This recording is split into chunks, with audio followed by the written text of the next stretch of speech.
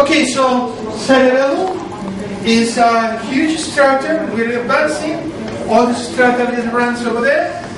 Okay, and in this image you can realize, I need to go on top.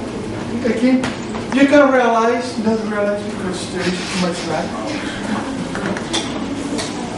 Okay, that the cerebellum have a regular organization.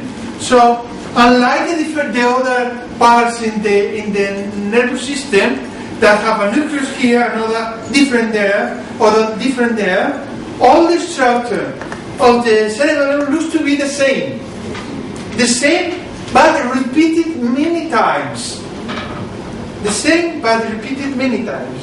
Okay? So we are having several sulcus that are horizontal so that we can, they are transverse sulcus. So this is folded, and we can unfold this part. So this, to unfold, take it over there, and we can take a dorsal vision of the cerebellum. Okay? And in the cerebellum, we can find more or less three parts. One part is the vestibulocerebellum, that is mainly related with equilibrium. Okay? We are having this middle between this line and that line. Okay? That is the vermis and paravermis, that is mainly related to spinocerebellum. So that's the area that is taking information from the position of the body.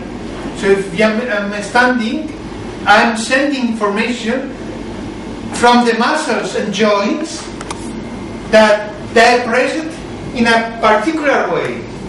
And this particular way takes me up. Okay? If I modify my position in another way, I need to compute that change in order to contract all the muscles to compensate this sloping or this falling.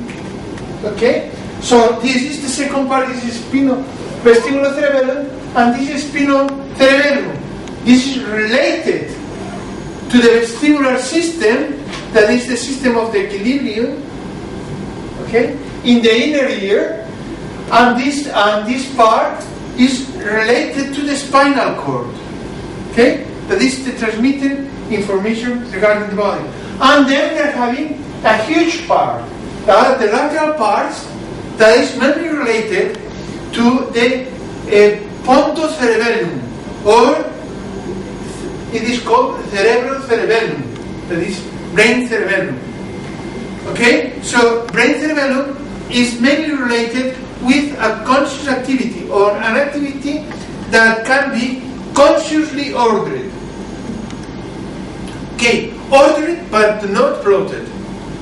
So whenever I'm writing or whenever I'm playing piano, okay, I need first to start.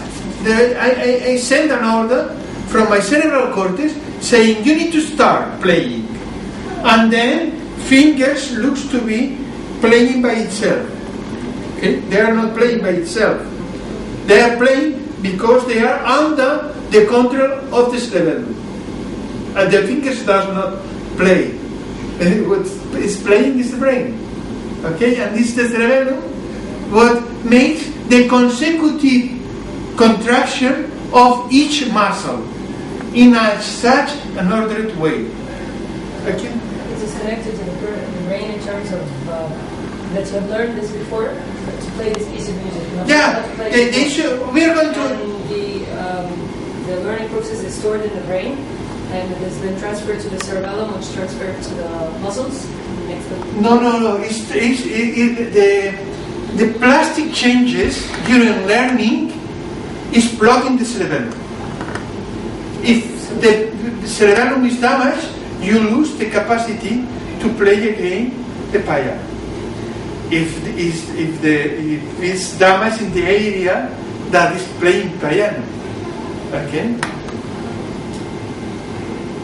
So, three parts: vestibulocerebellum, cerebrocerebellum, and spinocerebellum, vestibulo cerebellum, spina cerebellum, and pontus cerebellum. Okay, so this is an image of the lamina of the laminae of the cerebellum. All this part has the same structure. Look that there is a homogeneous part. The only issue is that it's folded, but the structure is the same. You are having the laminae and the nuclei in the base, but the rest is the same. Okay, so this is the repetitive structure. You are having a molecular layer, you are having a Purkinje cell layer, and you are having a granular layer, and then the white matter. Okay, the same structure. Okay, and also the structure, the circuitry is fairly the same. You are having climbing fibers and mossy fibers, two kinds of fibers. Okay, and well, it is rather difficult to explain all the details of this circuit. Don't worry about that. The general concept is we are having the entry information comes from the mossy fiber. This is called mossy fiber here, and then contact to the cerebral grains of the cerebellum. Then grains of the cerebellum send an action that bifurcates in a T shape, T fashion, and this T runs over parallelly arranged Purkinje cells. Purkinje cells runs over the nuclei in the base that are plotted, that are sent to the center that is controlling, that are under the control of the cerebellum. Okay, but in fact, this is a reverberant circuit. So I have said an input and an output. But what is important in this circuit is what happens inside the circuit, inside the cerebral lamina. What is happening there is a circuit that is working over and over and over and over. Okay? So whenever you are playing piano, you are working over and over and over. Okay? And what happens during this circuit is that the systems that are not doing well are deleted. Slowly deleted. So you're refining? And you are refining your movement along the training. Okay? So that's the important issue of having this reverberant circuit.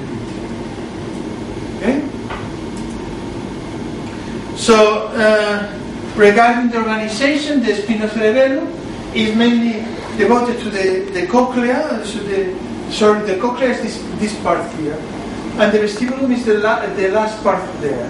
So the vestibulum is the one that informs the position of the head. Okay, the position of the head runs over the vestibular nuclei and over this part, and then from the vestibular nuclei and after passing through the vestibular cerebellum runs over the spinal cord. So whenever we are falling, we need to recover. We're falling because when we're falling, the head have changed its position. So we need to restore the position. So this is one part. But the other part that is even more important than that one is what happens during head movements. Okay, so if you're moving the head, the lymph inside the semicircular dots here moves in the opposite direction. So if you're moving here, the liquid goes there and then plots that you are moving that way. Okay? But in order to coordinate, you need to make sure that if you're moving there, your eyes needs to be over the same target. Okay? So there is a relationship of the vestibular nuclei and vestibular cerebellum of the eye movements. Okay? Okay, so these are the spinocerebellum. The spinocerebellum is detected by fibers over the joints, over the inner parts of the body, the space between muscles, joints, skin, what reports the position of the limbs in the space. Okay? These fibers run over two bundles. One is ipsilateral and another is contralateral, but the one that runs contralaterally then enters into the ipsilateral cerebellum. So basically, this is an important principle. The cerebellum is ipsilateral to the part of the body it controls. So my right cerebellum is controlling my right hand and my right leg. Okay? Just the opposite as the brain. The brain, the cortex, is the opposite. Okay?